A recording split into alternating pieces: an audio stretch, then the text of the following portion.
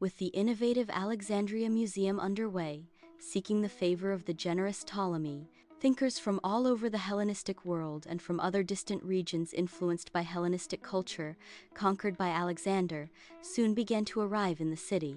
On Ptolemy's orders, the high priest of Heliopolis and royal scribe Manetho began writing the Aegyptiaca, the first overview of Egyptian history organized by dynasties. Breezy's fondness for the scribe Manetho led her to decide that the time had come to introduce droppy books to that institution, as she had done at the library of Ashurbanipal in Nineveh. She lent him one of the fabulous books, the one produced by the marvelous dropperfly, Imhotep the Egyptian, which would assist him in his chronological history. Then Breezy lent him another book, and then others, and word spread among the writers, beginning under the strict guidance of Demetrius of Phalerum with the study of the droppy books, lovingly cared for and protected by all the Alexandrian thinkers. After reading the fantastic droppy books, philological studies began at the fledgling cultural institution. Breezy was also pleased to see the drop game become popular within the institution. As Demetrius had acquired 2 of the 12 copies made with such care and meticulousness at Plato's Academy, and which, like leaves in the wind, had spread to other cultural institutions. The original drop game, made in the Palace of Thrace, which was attributed to Pythagoras and had passed through the hands of many prominent historical figures, was now in the hands of Ptolemy, who treasured it as a special gift for his successor. Ptolemy's first sons, born in Alexandria, endured more hardship than success at the school, believing themselves to be superior to the other students. Breezy often had to confront them, both the crown prince Ptolemy Ceraunus and his devious little brother Meleager. The epithet Ceraunus, which means lightning in Greek, refers to his violent and destructive nature. These violent confrontations with Breezy, in which they came off badly, led them to leave the school in Alexandria and seek private tutors. Breezy didn't say anything to Ptolemy about his son's odious behavior, but the king, who knew who Breezy was, now knew that his sons were good-for-nothings, leaving him with much to be desired.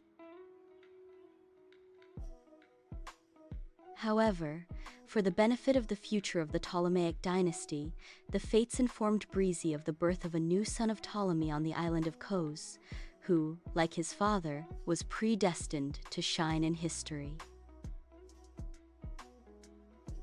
Little Ptolemy was a fragile child, poorly versed in rough sports. In compensation, he was studious and diligent, although somewhat taciturn and very attached to his older sister, Arsinoe.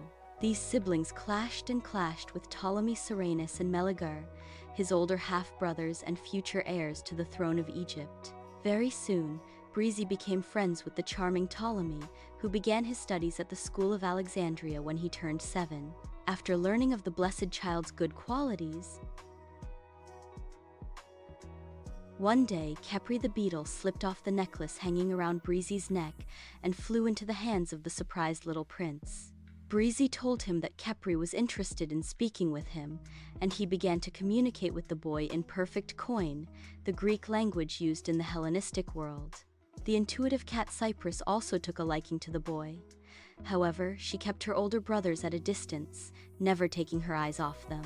The little prince began riding a little late, riding alongside Breezy on the magical horses Xanthos and Balius, who helped him overcome his fear, something that had become a source of ridicule among his older brothers.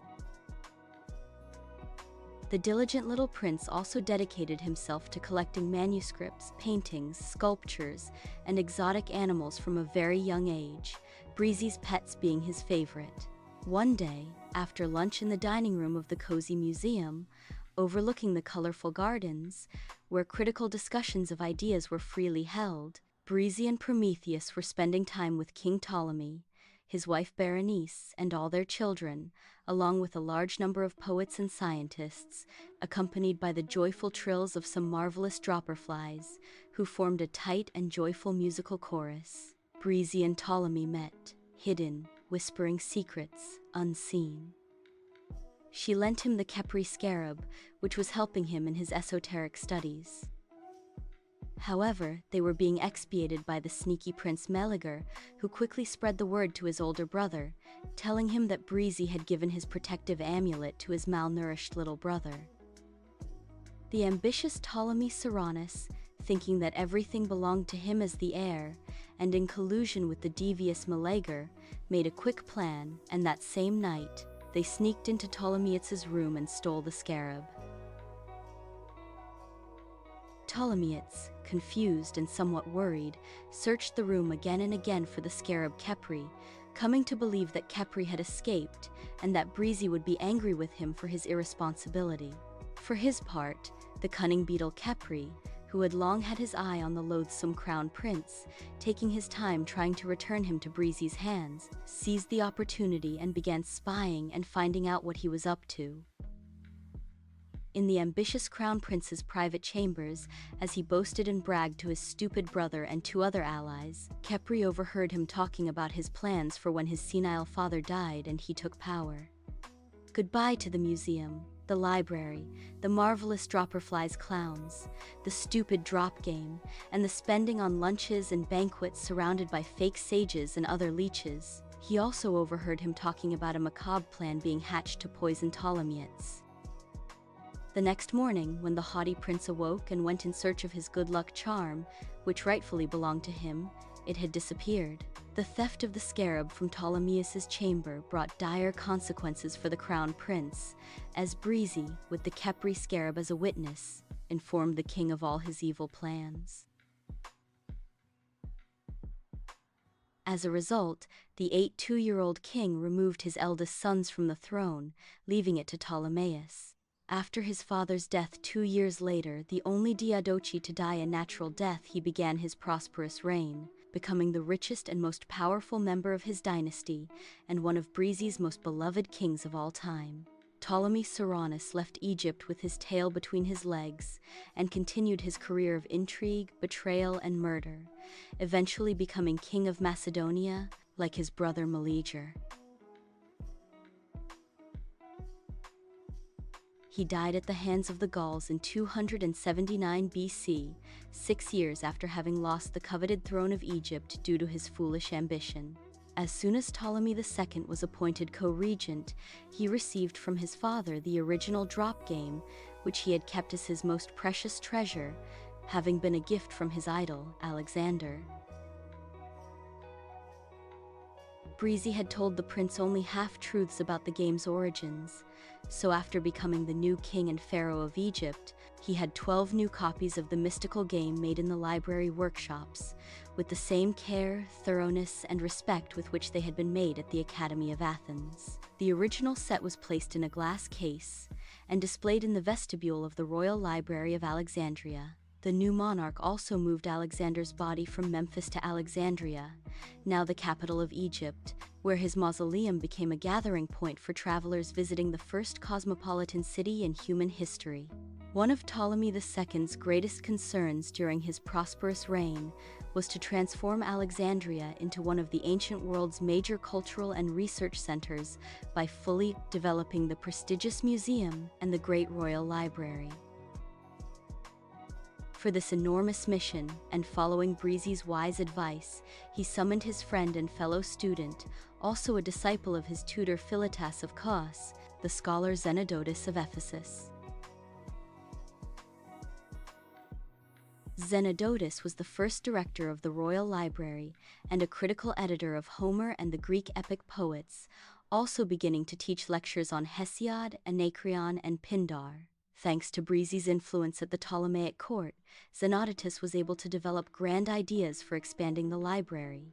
Advised by the divine girl, his first step was to send literary agents to purchase libraries of rare books and outstanding works from across the known world.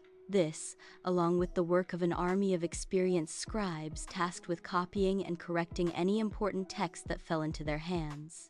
Also by royal mandate, Ships that entered port were searched, and any scrolls and manuscripts found on board were confiscated, copied, and returned to their owners. Although the School of Alexandria was dedicated to multicultural primary education, it gradually focused on the trafficking of manuscripts, whether papyrus or parchment, scrolls or codices, with a view to aiding the development of the nascent library. Enamored with the impeccable work of Alexandrian philologists, Breezy brought old manuscripts to make the appropriate philologically correction, reconstructing, modernizing, and restoring them, donating one of the copies to the Royal Library.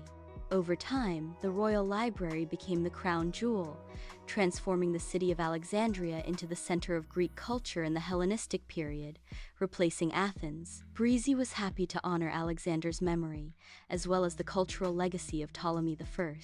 Many of the marvelous dropperflies, led by the scribe Sinuhe the Egyptian, lived in the library's gardens. They thoroughly enjoyed the welcoming institution, sharing their vast knowledge and delighting those present with their trills, which eventually became unforgettable concerts. Breezy sent gifts, golden apples, a reward for joy,